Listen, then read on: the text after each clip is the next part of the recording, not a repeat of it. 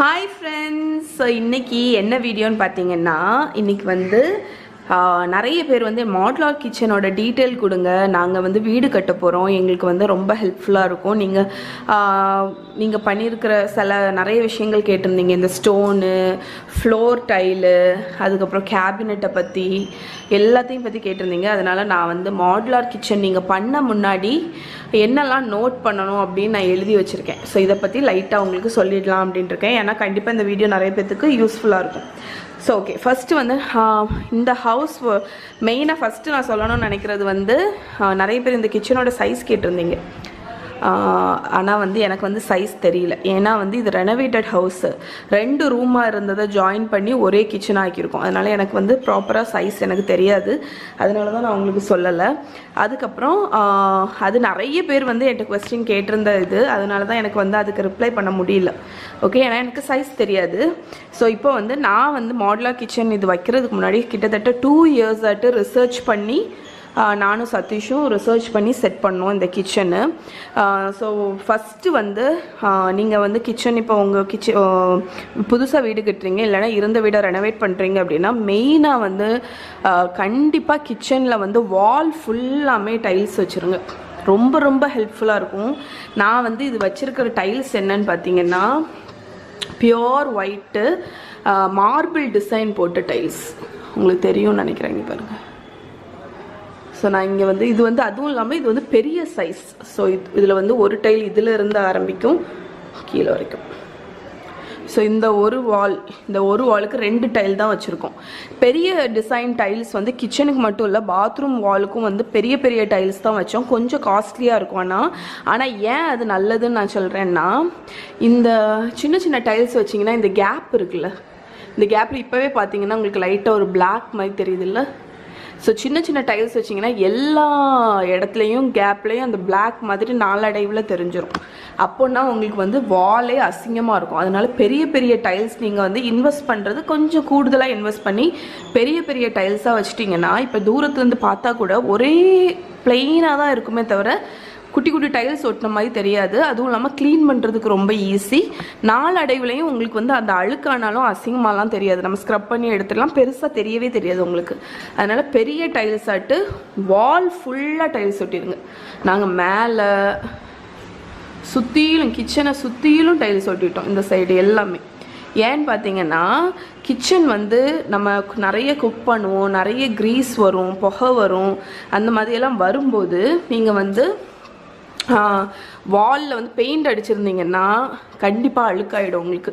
எப்படி இருந்தாலுமே கிச்சன் அழுக்காயிடும். நம்ம கிச்சனில் தான் ரொம்ப நேரம் ஸ்பெண்ட் பண்ணுவோம். அதனால் இங்கே போகும்போதே இப்போ இந்த வால் பார்த்தீங்கன்னா இங்கே டைல்ஸ் ஒட்ட மறந்துட்டோம். ஸோ இந்த இடம் வந்து லைட்டாக அழுக்காக ஆரம்பிச்சிருச்சு, உங்களுக்கு தெரியுதான்னு தெரியல. ஆனால் வந்து கிச்சனில் அதனால் வாலில் நீங்கள் ஃபுல்லாக டைல்ஸ் ஒட்டிட்டிங்கன்னா 2 இன்ட்ரெஸ்டிங்காக 2 யூஸ்ஃபுல்லானது. ஒன்று வந்து உங்களுக்கு கிச்சன் வந்து அழுக்காகாது, செகண்ட் வந்து பெயிண்ட் அடிக்கிற வேலை கிடையாது. அதனால் நீங்கள் ஒயிட் வாஷ் பண்ணும்போதும் உங்களுக்கு கிச்சனை நீங்கள் ஒன்றிக்கணும்னு அவசியமே இல்லை, ஒதுக்கி கொடுக்கணும்னு. ஏன்னா வந்து கிச்சன் ஆல்வேஸ் வந்து ஓப்பன்லேயே இருக்கும். இல்லைன்னா கிச்சனில் உள்ள பொருள்லாம் எடுத்து வெளியே வைக்கணும், அவங்க பெயிண்ட் அடிக்கணும், காய வச்சுட்டு மறுபடியும் அடுக்கி வைக்க வேண்டிய அவசியமே இல்லை. எனக்கு வந்து இப்போ வந்து இந்த மேலே மட்டும் பெயிண்டிங் அடித்தா போதும், கிச்சன் வால் ஃபுல்லாமே டைல்ஸ் ஒட்டிட்டோம். ஸோ அது வந்து அழுக்கும் ஆகாது. நம்ம வருஷத்துக்கு ஒருக்க மெயின்டெனன்ஸ் பண்ணும்போது டைல்ஸை மட்டும் நீட்டாக வைப் பண்ணிட்டா போதும், க்ளீன் ஆகிடும், உங்களுக்கு புதுசாகவே இருக்கும் எப்போவும் கிச்சன். ஸோ அது first tip. Second tip EB line. நீங்கள் வந்து எலக்ட்ரிசிட்டி லைன் வந்து மாடுலர் கிச்சன் பண்ணுறதுக்கு முன்னாடியே எவ்வளோத்துக்கு எவ்வளோ உங்களுக்கு எலக்ட்ரிசிட்டி லைன் கொடுக்க முடியுமோ அவ்வளோத்துக்கு அவ்வளோ கொடுத்துருங்க.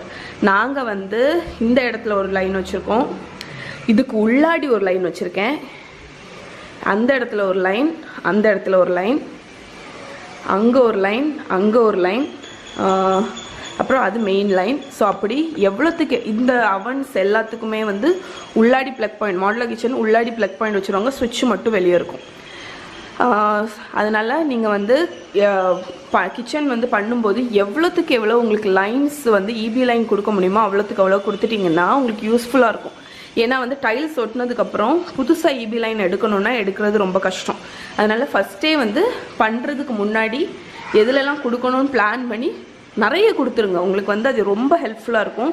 ஏன்னா எனக்கு அதில் கெட்டில் வச்சுக்கலாம், இதில் வேணுன்னா கெட்டில் வச்சுக்கலாம், இல்லைன்னா ஏதாவது அவன் இல்லையே மிக்ஸி வச்சு கிரைண்ட் பண்ணணும்னா பண்ணிக்கலாம், டோஸ்டர் அவன் வைக்கணும்னா வச்சுக்கலாம், அந்த சைடும் ஏதாவது வேணுன்னா வச்சுக்கலாம், இந்த சைடும் வேணுன்னா வச்சுக்கலாம். ஸோ அதனால் ஃபஸ்ட்டே கொடுக்கும்போதே எல்லா இதுவும் கொடுத்துருங்க. அதுக்கப்புறம் 3வது பாயிண்ட் வந்து ஃப்ளோர் டைல். ஸோ எங்களோட ஃப்ளோர் டைல் பார்த்தீங்கன்னா இப்போ கண்டுக்காதீங்க, தூசியாக இருக்கும், இன்னும் தூக்கணும். இது என்ன டைலுன்னு பார்த்தீங்கன்னா வுட் ஃபினிஷில் இருக்கும், ஆனால் இது டைல்ஸ் தான். உங்களுக்கு வந்து மொசைக் இது பாலிஷ் ஆனது கிடையாது, மேட் ஃபினிஷ் தான். அதுவும் இல்லாமல் கிச்சனுக்கு எப்போவுமே ஒயிட் கலர் கொடுத்துறாதீங்க, டார்க் கலராக கொடுங்க, பாலிஷாக உள்ளது கொடுத்துறாதீங்க, மேட் ஃபினிஷில் உள்ளது கொடுங்க, ஸ்லிப் ஆகாது. ஒயிட்டு கொடுத்தீங்கன்னா கண்டிப்பாக அழுக்காயிடும் உங்களுக்கு கிச்சனு, அதனால ஒயிட்டு லைட் கலர்ஸ் கொடுத்துறாதீங்க. டார்க் கலரில் இந்த மாதிரி கிரேனி டிசைனு இல்லைனா வந்து மேட் டிசைனில் கொடுத்தீங்கன்னா உங்களுக்கு தண்ணி ஏதாவது கொட்டினா கூட ஸ்லிப் ஆகாது. அது மட்டும் இல்லாமல் அழுக்கானா கூட உங்களுக்கு தெரியாது ரொம்ப, ஏன்னா கிச்சனில் வந்து ரொம்ப அழுக்காக வாய்ப்பு இருக்குது. அதனால 4வது வந்து வாட்டர் பியூரிஃபையர். ஸோ இது வந்து நான் வச்சதில் எனக்கு யூஸ்ஃபுல்னு நான் நினச்சேன். நான் வந்து என்னோடய வாட்டர் பியூரிஃபையர் வந்து கேபினட்டுக்கு கீழே வச்சுட்டேன். ஸோ இது அண்டர் வாட்டர் பியூரிஃபையர்னு நிறைய கிடைக்குது இப்போ மார்க்கெட்டில். நீங்கள் நல்லா ரிசர்ச் பண்ணி பார்த்தீங்கன்னா கென்ட்டு, அதுக்கப்புறம் என்னது வேறு ஏதோ ஒரு பிராண்ட் உண்டு, நான் கென்ட்டு தான் வச்சுருக்கேன். நிறைய பேர் அதை பற்றியும் கேட்டிருந்தீங்க, நான் டீட்டெயிலாக ஒரு வீடியோ போடுறேன். இது வந்து என்னென்னா உங்களுக்கு வந்து சில இடத்துலலாம் இங்கே மேலே தான் வைப்பாங்க வாட்டர் பியூரிஃபையர். ஸோ அது வந்து உங்களுக்கு அந்த ஸ்பேஸும் அடைக்கும், ஒயரெல்லாம் அப்படி அந்த டியூப்பு எல்லாம் வரும், அது ரொம்ப அசிங்கமாக இருக்கும் பார்க்குறதுக்கு. அண்டர் வாட்டர் வந்து உங்களுக்கு ஒரு பாக்ஸ் மட்டும்தான், அது நீங்கள் கவுண்டருக்கு கீழே நீங்கள் வச்சுட்டிங்கன்னா மேலே வந்து பைப்பு உங்கள் சிங்க்கில் நார்மல் பைப்புக்கு பக்கத்தில் இந்த பைப்பும் வந்துடும். ஸோ நீட்டாக இருக்கும் உங்களுக்கு, அதுவும் இல்லாமல் ஸ்பேஸும் நல்லாயிருக்கும். மேலே வந்து ரொம்ப டர்ட்டியாக பார்க்குறதுக்கு ஒரு மாதிரி இருக்கும்ல வாட்டர் பியூரிஃபையர் இருந்தால், டியூபாக இருக்கும், எனக்கு அது பிடிக்காது. அதனால நாங்கள் வைக்கும்போதே அண்டர் கவுண்டர் வாட்டர் பியூரிஃபையர் தான் வைக்கணும்னு சொல்லிட்டு அதை வச்சிட்டோம். அது 4வது. 5வது என்னன்னு பார்த்தீங்கன்னா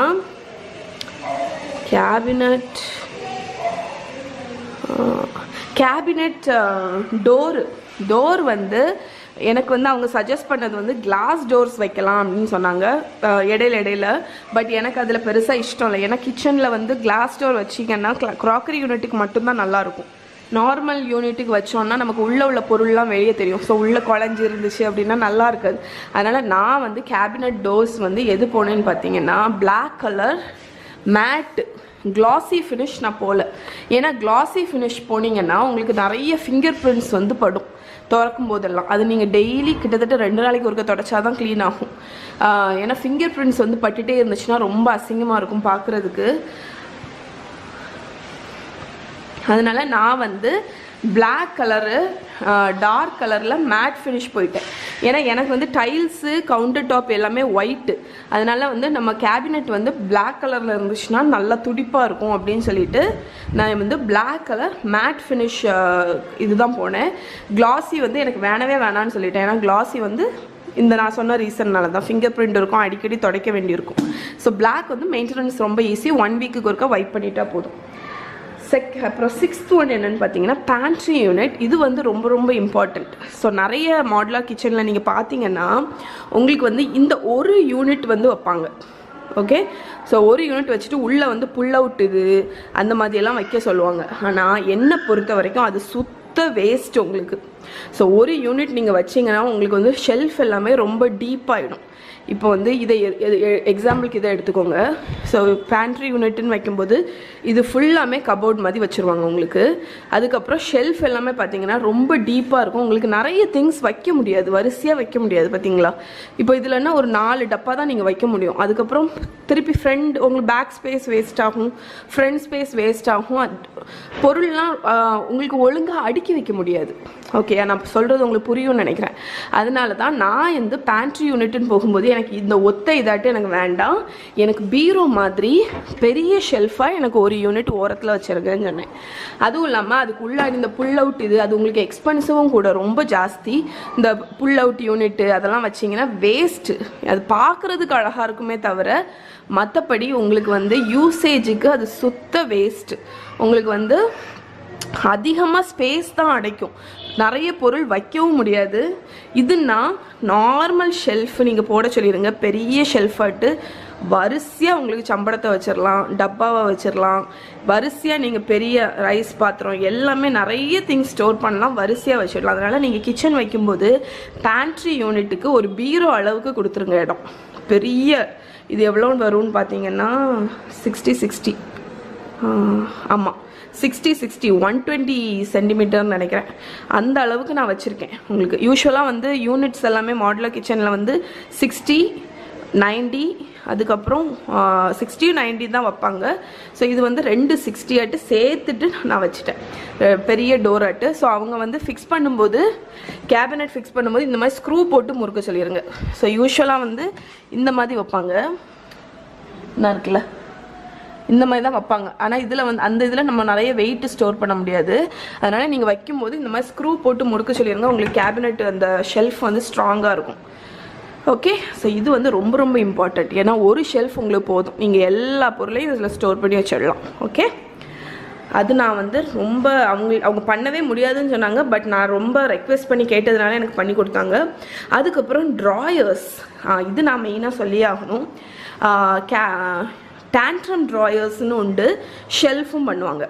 உங்களுக்கு வந்து நீங்கள் டேண்ட்ரம் ட்ராயர்ஸ் வந்து வெயிட் வந்து ஜாஸ்தியாக நீங்கள் ஸ்டோர் பண்ணிக்கலாம். டேண்ட்ரம் ட்ராயர்ஸ்னால் என்னன்னு பார்த்தீங்கன்னா இங்கே நான் சொல்கிறேன். நான் இந்த சைடு இருக்குல்ல, இந்த அட்டாச்மெண்ட், இதுதான் டேண்ட்ரம் ட்ராயர். இது வந்து கிட்டத்தட்ட 60 கிலோலேருந்து 80 கிலோ வரைக்கும் ஸ்டோர் பண்ணுற அளவுக்கு இதுக்கு வந்து கெப்பாசிட்டி உண்டு. நீங்கள் வந்து எவ்வளோத்துக்கு எவ்வளவு எக்ஸ்பென்சிவ் தான் இது, ஆனால் வந்து ஒன் டைம் இன்வெஸ்ட்மெண்ட் பார்த்தீங்களா. அதனால் உங்களால் முடிஞ்ச வரைக்கும் ட்ராயர்ஸாக வச்சுடுங்க, பெரிய பெரிய ட்ராயர்ஸாக வச்சுடுங்க. இது வந்து 90 சென்டிமீட்டர் ட்ராயர். ஸோ என்னோட 90 சென்டிமீட்டர் ட்ராயர்லேயே நான் 1 2 3 4 5 6 7 அங்கே ஒரு 3 அவ்வளோ கணம் வச்சுட்டேன். அதுக்கப்புறம் இதுவும் ஒரு ட்ராயர்.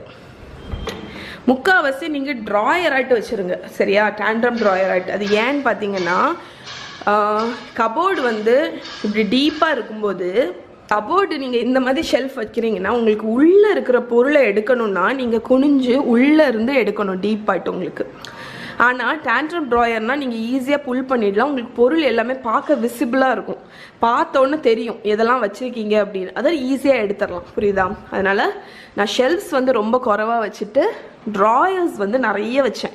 ஸோ இன்னும் ஒரு ட்ராயர் இருக்கா, இங்கே 3 ட்ராயர். எனக்கு இது வந்து ரொம்ப வசதியாக இருக்கும். ஏன்னா நம்ம இப்படி ஓப்பன் பண்ணி பார்த்தோன்னே உங்களுக்கு தெரியும் என்னெல்லாம் பொருள் இருக்குன்னு. ஷெல்ஃப்னால் நீங்கள் குனிஞ்சு உள்ளே என்ன வச்சுருக்கீங்கன்னு பார்க்கணும். அதனால நான் நிறைய எவ்வளோத்துக்கு எவ்வளோ ட்ராயர் வைக்க முடியுமோ அவ்வளோத்துக்கு அவ்வளவு. ஸோ பேட்ரி அவுட் ஆயிடுச்சு கேமராவில் இப்போ வந்து. அதனால எவ்வளோத்துக்கு எவ்வளோ நீங்கள் ட்ராயர் வைக்கணுமோ அவ்வளோத்துக்கு எவ்வளோ வச்சுருங்க. கேபினெட்ஸை வந்து குறைச்சிருங்க. ஸோ டேண்ட்ரம் ட்ராயர்ஸ் வந்து உங்களுக்கு வந்து மாடுலர் கிச்சன் வைக்கும்போது அது கொஞ்சம் எக்ஸ்பென்சிவாக இருக்கும். ஒரு ட்ராயர் வந்து பிராண்டடாக போனீங்கன்னா ஒரு ரேட் வரும் அந்த மாதிரி. பட் கொஞ்சம் இன்வெஸ்ட் பண்ணணும்னு முடிவு பண்ணிங்கன்னா கொஞ்சம் க்ளீனாக பண்ணிட்டீங்கன்னா உங்களுக்கு வந்து லைஃப் லாங் ஒர்த்தாக இருக்கும் அது. ஓகேயா? அது ஒன்று. 7வது பாயிண்ட். 8வது வந்து உங்களுக்கு வந்து முடிஞ்ச வரைக்கும் கிச்சன் வந்து கொஞ்சம் பெருசாக இருக்குன்னா ஐலாண்ட் வைக்க பாருங்கள், ஒரு சின்ன ஐலாண்டாவது வைக்க பாருங்கள். ஏன்னா வந்து அது ஒரு எக்ஸ்ட்ரா ஸ்பேஸ் மாதிரி உங்களுக்கு. நீங்கள் வந்து உங்களுக்கு வேணும்னா அதில் வந்து சிங்க்கெல்லாம் வைக்கணுன்னே அவசியம் கிடையாது. ஜஸ்ட் ஒரு சின்ன ஐலாண்ட் மட்டும் வச்சுட்டிங்கன்னா உங்களுக்கு வந்து நீங்கள் சமைக்கிறீங்க அப்படின்னா காய்கறி வெட்டுறதுக்கு ஒரு எக்ஸ்ட்ரா ஸ்பேஸ் மாதிரி இருக்கும். அந்த ஐலாண்டு கீழே நீங்கள் 2 ட்ராயர் இல்லைன்னா 2 கபோர்டு வச்சுட்டிங்கன்னா உங்களுக்கு ஸ்டோரேஜுக்கு நல்லாயிருக்கும். ஸோ கிச்சன் ஓரளவுக்கு உங்களுக்கு கொஞ்சம் பெருசாக இருக்குது அப்படின்னா ஒரு சின்ன ஐலாண்டாவது வைக்க கேளுங்க. ஏன்னா ஐலாண்ட் வந்து ரொம்ப ஹெல்ப்ஃபுல்லாக இருக்கும். எக்ஸ்ட்ரா ஸ்பேஸு, அப்புறம் கீழே எக்ஸ்ட்ரா ஸ்டோரேஜ் அதுக்கு வேண்டி. அதுக்கப்புறம் கிச்சனில் நிறைய பேர் வந்து கேட்குறது, உங்கள் கிச்சனில் வந்து பாச்சா பல்லி அது வராதான்னு. பள்ளி தொல்லை கொஞ்சம் இருக்குது, ஆனால் பாச்சா வந்து இது வரைக்கும் நான் பார்த்ததில்ல. ஏன்னு பார்த்தீங்கன்னா நிறைய ஜன்னல் வச்சுருக்கோம், வெளிச்சமாக இருக்கும். ஸோ எப்போவுமே கிச்சன் நீங்கள் பண்ணும்போது எவ்வளோத்துக்கு எவ்வளோ ஜன்னல் வைக்க முடியுமோ ஜன்னல் வச்சுருங்க. அதே மாதிரி ஃப்ரெஷ் ஏரும் லைட்டும் உள்ளே வர்றது மாதிரி செட் பண்ணிடுங்க உங்கள் கிச்சனை. ஸோ எப்போவுமே கிச்சன் வந்து ட்ரையாக இருந்துச்சுன்னா உங்களுக்கு பாச்சாவும் வராது, எந்த பூச்சி எதுவுமே வராது. இப்போ நான் வந்து சிங்க்குக்கு நேராக வந்து ஒரு ஜன்னல் வச்சுருக்கேன். அதனால எனக்கு வந்து சிங்க் ஏரியா எப்போவுமே ட்ரையாக தான் இருக்கும். தண்ணி எது கொட்டினாலுமே எனக்கு ஈரமே ஆகாது, கிச்சன் ஈரம் ஆகாது. இப்போ அதில் பெரிய ஜன்னல் இருக்குது, பெரிய டோர் இருக்குது. அதனால எனக்கு வந்து கிச்சன் வந்து ரொம்ப ட்ரையாக இருக்கும், காத்தோட்டமாக இருக்கும். அந்த மாதிரி காத்தோட்டமாக இருந்தாலே வந்து உங்களுக்கு பாச்சா அந்த தொல்லைலாம் வராது. அதனால கிச்சனை மட்டும் எவ்வளோத்துக்கு எவ்வளோ உங்களுக்கு முடியுமோ ஜன்னல் அந்த மாதிரி வச்சுடுங்க, ஃப்ரெஷ் ஏர் வர்றதுக்கு. 10th பாயிண்ட் வந்து உங்களால் முடிஞ்சால் கேஸ் சிலிண்டர், இப்போ சப்போஸ் உங்களுக்கு கிச்சன் இப்படி இருக்குது, அவுட்டரில் வந்து ஒர்க் ஏரியா ஏதாவது இருந்துச்சுன்னா அங்கேருந்து கேஸ் சிலிண்டர் கனெக்ஷன் கொடுக்குற மாதிரி பார்த்துக்கோங்க. ஸோ என்னோட கிச்சனில் பார்த்தீங்கன்னா இந்த கேஸ் ஸ்டவ்வுக்கு கனெக்ஷன் வந்து வெளியே இருந்து வருது. அது 2 ரீசன். ஒன்று வந்து சேஃப்டி. கேஸ் சிலிண்டர் வந்து கிச்சனில் கீழே இல்லாமல், ஸ்டவ்வுக்கு கீழே இல்லாமல் உங்களுக்கு வெளியே இருந்துச்சுன்னா ஒன்று சேஃப்டி, செகண்ட் வந்து உங்களுக்கு ஸ்பேஸ் கிடைக்கும். ஏன்னா இது கீழே இப்போ நான் வந்து இந்த 3 ட்ராயர் வச்சுருக்க முடியாது கேஸ் சிலிண்டர் இருந்துச்சுன்னா. அதனால இது கீழே நான் வந்து ஃபுல்லாக 3 ட்ராயர் வச்சுட்டேன். கேஸ் சிலிண்டருக்கு கனெக்ஷன் வந்து வெளியே இருக்குது கேஸ் சிலிண்டர். இங்கே பார்த்தீங்கன்னா உங்களுக்கு தெரியும், நான் காணிக்கிறேன். ஸோ கேஸ் சிலிண்டர் வந்து இதுக்குள்ளாடி இருக்குது. ஸோ இதுலேருந்து அந்த சிலிண்டர் உள்ளே இருக்கா, இதுலேருந்து கனெக்ஷன் வெளியோடி எடுத்துருவாங்க. ஓகே, வெளியோடி எடுத்து சிலிண்டருக்கு லைன் எங்கே வரும்னு பார்த்தீங்கன்னா இந்த இடத்துல வந்துடும், இந்த ஓரத்தில். அது வந்ததுனால என்ன வேணும் வரேன். ஸோ அதுலேருந்து வர்றதுனால உங்களுக்கு வந்து இப்போ அங்கேயும் ஒரு ஆன் ஆஃப் இருக்கும், இங்கேயும் ஒரு ஆன் ஆஃப் இருக்கும். நீங்கள் வெளியே போகிறீங்க அப்படின்னா இதை ஆஃப் பண்ணிடலாம். ஸோ அதுலேருந்து லைன் வர்றதுனால உங்களுக்கு வந்து கீழே இந்த ஸ்பேஸ் யூஸ் பண்ணிக்கலாம். அது மட்டும் இல்லாமல் சேஃப்டி உங்களுக்கு. ஸோ 10 பாயிண்ட்ஸ் எழுதுனேன் யோசிச்சு, அதனால இதான் அந்த 10 பாயிண்ட்ஸ். நான் எல்லாத்தையும் கவர் பண்ணிட்டேன். ஸோ நீங்கள் கிச்சன் பண்ணுறீங்க அப்படின்னா இந்த பாயிண்ட்ஸ் எல்லாம் உங்களுக்கு யூஸ்ஃபுல்லாக இருக்கும்னு நினைக்கிறேன். வேறு எதையாவது பற்றி உங்களுக்கு டீட்டெயிலாக வேணும் அப்படின்னு நினச்சிங்கன்னா எனக்கு சொல்லுங்கள், நான் கண்டிப்பாக அது வந்து இன்க்ளூட் பண்ணுறேன்.